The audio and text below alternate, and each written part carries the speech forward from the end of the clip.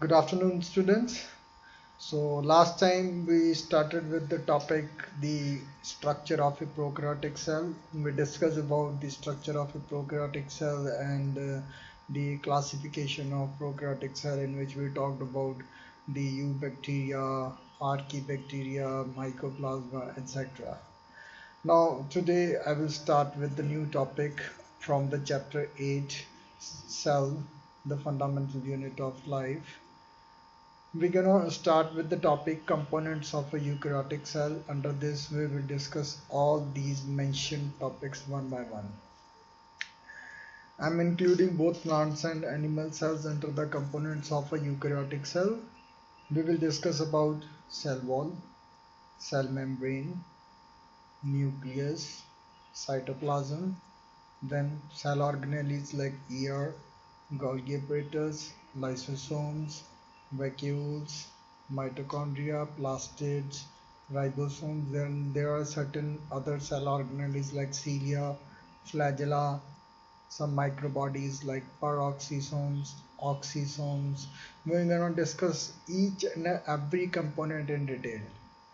So you should follow my notes which I sent you last week. Along with that, you should read each and every line of the NCERT.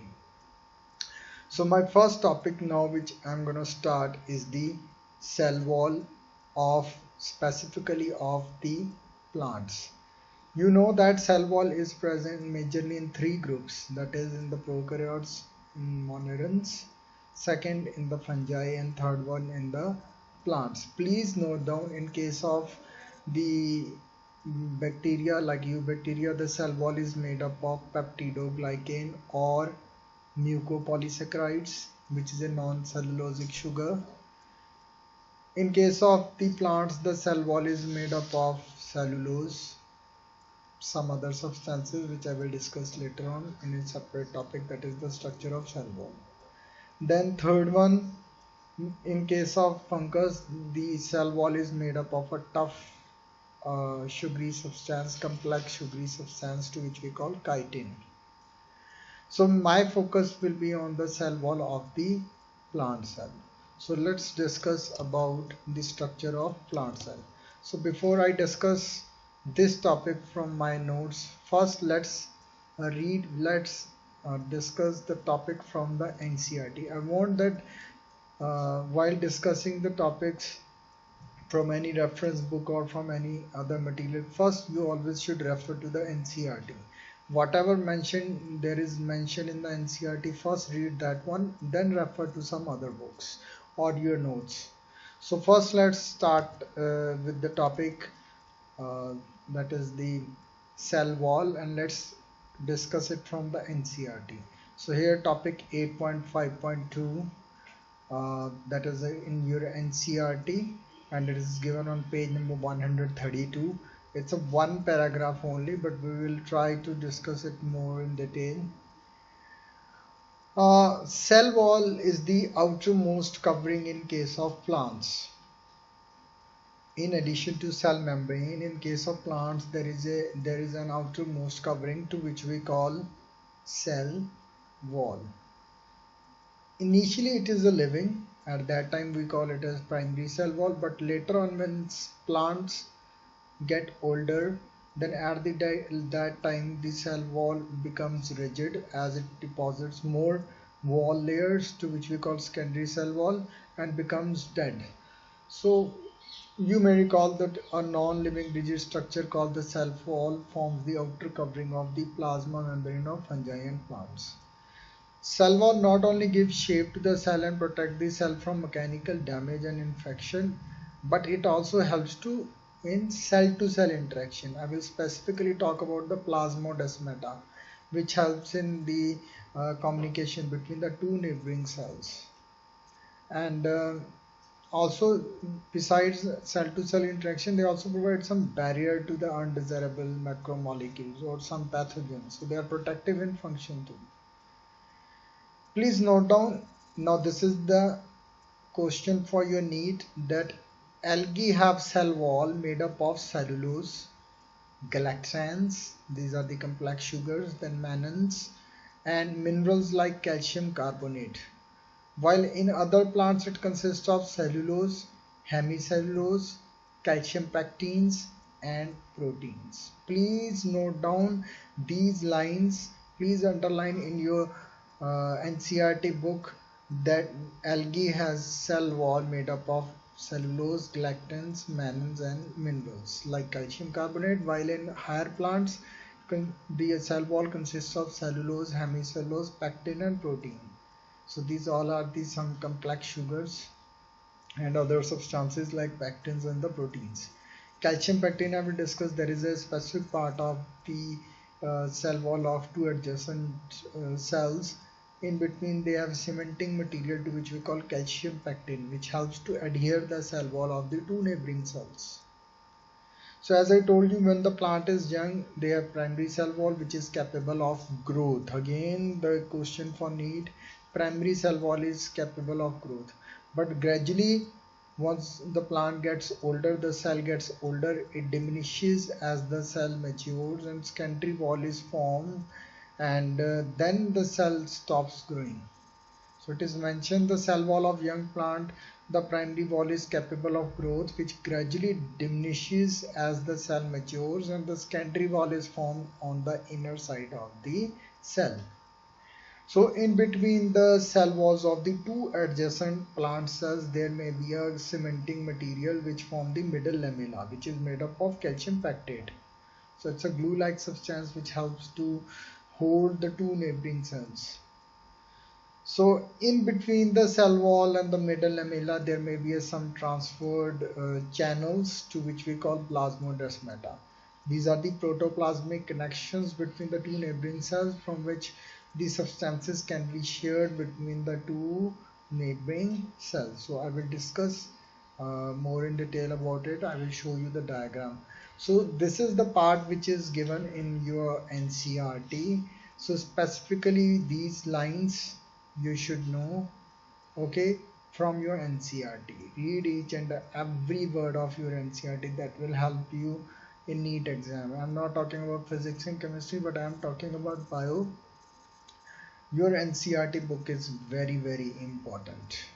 Okay, now let's discuss from my notes, because somehow you have to do some little bit more topics from some other reference books, so you should follow reference book, but your prime priority is the your NCERT book. Now let's discuss the topic cell wall from the notes which I sent you last time. So cell wall is a rigid outermost protective covering, if I talk about in all the organisms like bacteria, in the fungus and the plants. But my now focus will be on the cell wall of the plants. So if you look at the chemical composition of cell wall, as I earlier discussed, in case of bacteria it is made up of peptidoglycan or mucopolysaccharides, in fungus it is chitin, and in case of plants it is made up of cellulose and some other substances. In case of the primary cell wall, the major substance is hemicellulose and cellulose. But in case of the secondary wall, there are certain other substances like lignin, cutin, suberin, silica, some waxin, then resins, tannins. These all are some secondary metabolites which gets deposited into the secondary wall, due to which even the plant cell dies, and even the secondary wall, which is kind of the non-living structures and do not show any growth. So at that time when secondary wall starts depositing, the plants just don't show or show very less metabolism. Now if we look at the structure of a cell wall, here I have shown one diagram. This is the TS of the plant cell. Here it is the longitudinal section. Here in the middle you can see this thin line to which we call middle lamella. Adjacent to it the dotted line represents the primary wall. Then from adjacent to the just next to the primary cell wall there is a first layer of secondary wall.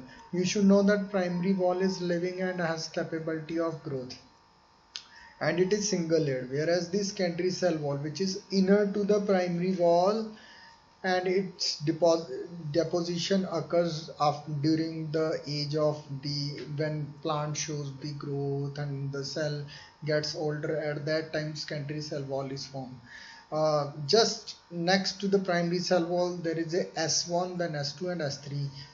This is the sequence in which you should write down. The S3 is the youngest one, S2 the next one, and then the S1 is the oldest one. So S1 is the oldest, then S2 younger than S1, then S3 youngest secondary wall layer. So secondary wall layer is the multi-layered, whereas the primary wall is the single layered and is living. And secondary walls do not show any kind of growth. Okay, so you should know about this. Here the sequence mentioned is wrong. Here it should be S3 and here it should be S1. So make sure that you have corrected in your notes that this one is the S1 and this is the S3. So all are the layers of the secondary wall. Okay, so in case of the primary wall, most of the chemical is the hemicellulose. The more content is hemicellulose as compared to cellulose and pectin. Here in the middle layer you can see there is a calcium pectin, whereas in the primary cell wall the most of it is hemicellulose and cellulose. But in the secondary cell wall the main component is cellulose. There is less hemicellulose, and beside this there may be some other chemicals like lignin, maybe cutin, maybe suberin. So such substances may be present. So just read this topic from this: middle lamella, primary cell wall, then secondary cell wall.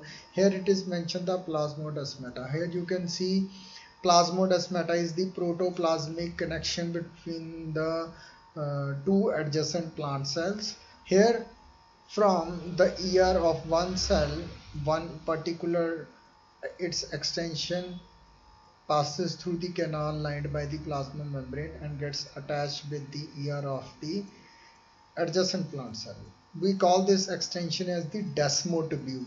So in plasmodesmata there is a desmotubule which passes through the canal lined by plasma membrane. So canal plus this desmotubule togetherly form the plasmodesmata. That makes the protoplasmic connection and helps in exchange of material between the two neighboring cells. So you should know that what it consists of: desmotubule and a canal lined by plasma membrane. So this is the channel in the that is in case of the cell wall. If wherever the plasmodesmata is there, there will be no secondary cell wall. Similarly, there are certain other channels to which we call pits. These are the kind of depressions where there are no cellular thickenings, means you will not find the secondary cell wall. Here in the pit you can see there is a primary wall and the middle lamella which is permeable and substances can move easily, whereas the secondary wall, wherever the secondary cell wall is there, it is impermeable and nothing can pass through it. So there are certain pits or the depression at certain places from which the radial or the transverse transportation occur. So whenever the substances move through this tissue, then laterally they can move to the other parts. So you should know about the pits. So these are very common in the xylem tissue, like in case of the vessels and tracheids. So that's all about the overall the view of the cell wall. So please read it from my notes, and if you feel any query, please ask me. Okay, so if you talk about the function of cell wall, so it protects the cell from mechanical injury, protects the cell from pathogens, provide rigidity, helps to maintain shape, provides strength to the plant, helps in the expansion of the cell, and helps in the providing support and mechanical support, and prevents the bursting of the cell if any case there will be some impermeability. That is the there will be some kind of disturbance in the cell, or there will be disturbance in the osmotic balance. So you should know about it. And then there are certain pits and the that is the plasmodesmata, which are the protoplasmic connections through which various substances can move. So the cell wall also play important role for the transportation of substances. So here Differences are given between primary and secondary cell wall. Look, here it is mentioned in primary cell wall it is laid just inner to middle lamella, and inner to primary cell wall there is secondary cell wall. It is present in growing cells. It is formed when the cell stops growing. It is single layered, it is multi-layered. It is thin, it is comparatively thick. 3 to 10 mm is the size. So cellulose content is low here, cellulose content is high. So comparatively hemicellulose content is high, here it is low. So you should know. Okay, so that's all about the cell wall. In next video I will discuss about the structure of the plasma membrane. Thank you.